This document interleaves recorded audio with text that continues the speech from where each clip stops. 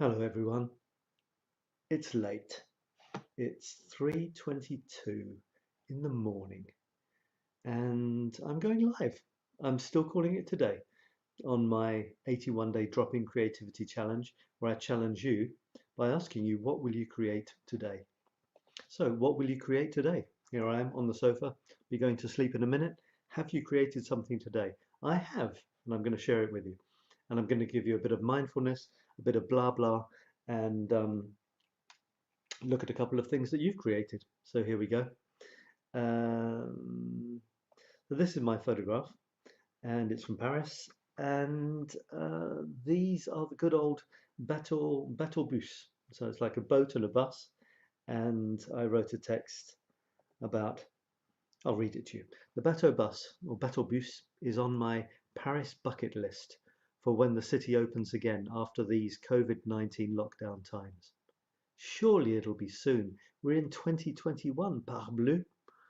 We'll well past this stupid virus's sell-by date. Imagine day tripping, carefree between a plethora of mythical sights in a personal floating taxi. 9 stops between the Jardin des Plantes and Lady Eiffel allow you to hop on or hop off at Notre-Dame de Paris, the Louvre, Place de la Concorde, or Invalides. Not forgetting the Hôtel de Ville, the Musée d'Orsay, and Saint-Germain-des-Prés. I'm more used to wandering the streets on foot, but experiencing Paris by its emblematic waterway will be a pleasure, especially with my boy or a friend by my side. So there it is again, and I'm going to do that as soon as I can. And I'm also going to read a bit of this for you today. I've been walking today, folks. So what have you been doing? And it's a really nice passage from this book, which is called Mindful Thoughts for Walkers. It's really good. And I walked quite a bit today. So see what you think of this. I'm also from Scotland. So I was born in Scotland. So this is, actually, I don't know why I say that, because I think the person was climbing in Scotland. Anyway, this is called You Don't Have to Conquer the Peak. Here we go. And I'll put it like that so that you can see it, like seeing the pictures. And there's the picture. You don't have to conquer the peak. It is popular to speak of conquering a mountain, as though the mountain itself were an adversary in need of control. Many mountaineers speak this way, seeing crags and precipices, peaks and distant heights as physical challenges to overcome. Which is fine, of course. Such an approach to the difficult summits of hill country can bring out the best in some temperaments, develop skills and sometimes teamwork, tests fear and encourages focus and concentration on the very real demands of the moment. It can be dangerous work, encouraging self-knowledge and an awareness of one's own strengths and limitations, and inevitably involves its own sort of mindfulness. But the idea of conquering a mountain, its great bulk scoured and shaped over millions of years by the elements, wind and rain, storm and ice, seems to me to be somewhat absurd. Conquering one's own weakness or fear, perhaps, but the mountain? I imagine a cartoon of 2 tiny climbers, like ants, planting a minuscule flag on an alpine peak. The mountain is quietly smiling, as if to say with a shrug, "Oh, okay, I give in." So I guess I could say I conquered a field today, or I conquered a woodland path, because that's what I did. And I got a souvenir. I'm going to show you a souvenir that I got from what they call La Petite Ceinture of Paris. It's the little belt, and it was a ring road. And I had a dream of getting one of the huge nails which went into the sleepers, attached the rails to the sleepers, and one day I finally found it. Actually, a friend found it, and there it is. And I'm about to paint it. You see, today, as I was walking in the far suburbs of Paris, basically in the countryside, near a railway, my local railway, I discovered another nail. It's even bigger and it's even heavier. It's twice as heavy. It's ridiculous. There it is. So you can see it's actually it's not just a nail. It's a screw. It must have been screwed in to a rail, the bottom of a rail, attaching it to a sleeper, and there it was lying on my path. So I've got this huge, rusty, grimy thing. Well, not grime as such, but you can still see the thread, whereas on this one, it's completely gone. So I'll be playing around with this, paint that as well, probably. And you know, I don't really bother about counting things, but there is this app on my phone. That's how many paces I've done today, because it's 3 o'clock in the morning, and that's how many I did yesterday, 15,000. So I'm quite pleased with that, because normally it hovers around 2,500 or sometimes 38, as my friend, like my son, likes to mock me when I've been basically sitting on the sofa all day. Let me finish with sharing my screen so that I can show you a couple of things from my two most faithful contributors. Here we are. Hang on, let's see if I can do this. Yeah, there it is. Today's the day. Right, so hopefully I'm sharing this Today's the Day screen now.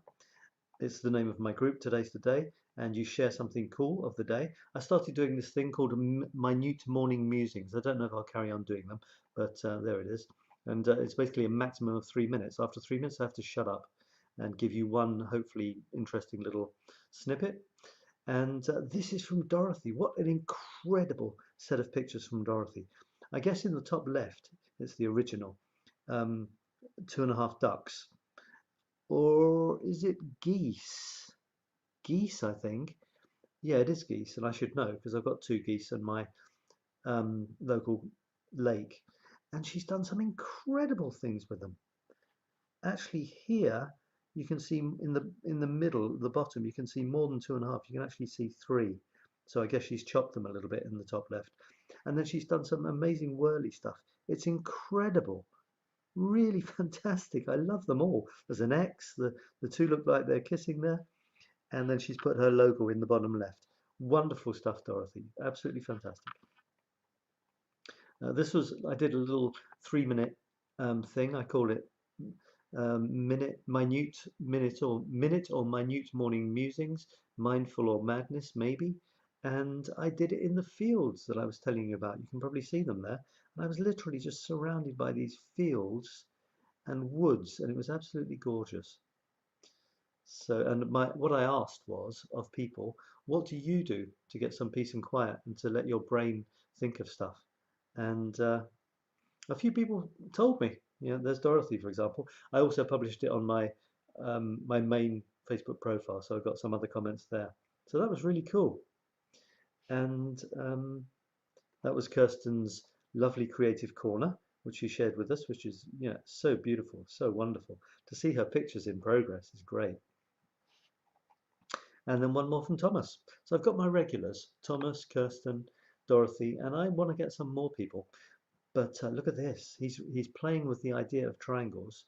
He's been making paper boats by the looks of things, and then taking photographs of them and playing around with those. I love that one. Orangey, greeny, blue. 3 of my favorite colors together. Right, I'm going to stop sharing, and I'm going to how do I stop sharing? I don't even know.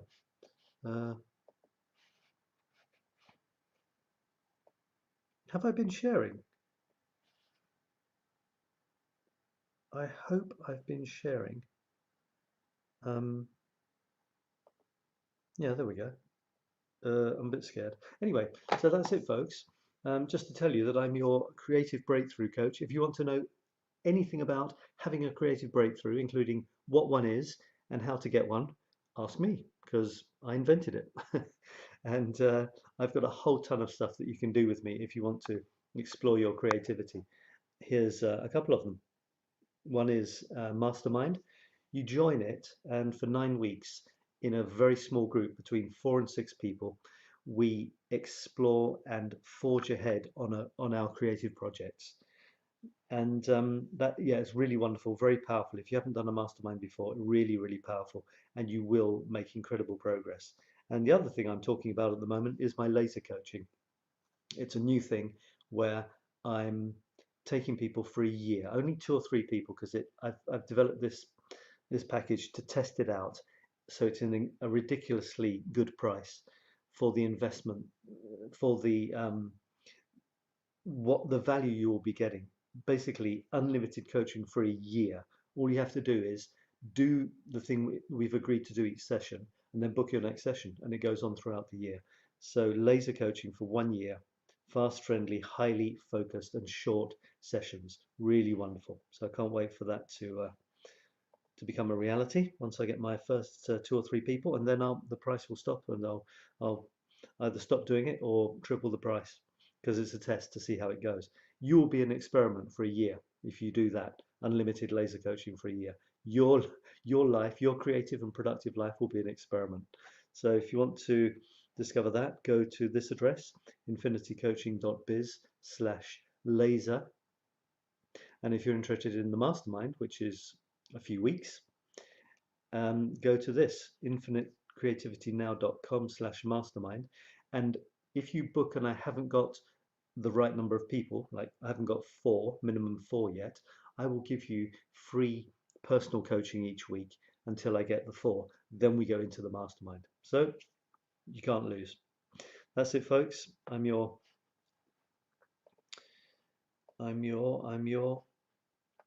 creative. What's happened to my thing here? Oh, that's what I do. Yeah, get rid of that, and there it comes. I'm your creative breakthrough coach. I help you to have creative breakthroughs. And if you don't know what one of those is, get in touch, and I'll tell you. Okay, thanks for watching. By the way, if you're watching the replay, say hello. I'd love to know, and tell me what you think, and tell me what you've created today. Share what you've created today with me, and I'll talk about it tomorrow.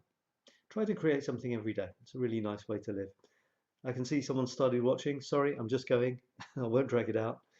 Take care, and see you tomorrow. Bye for now.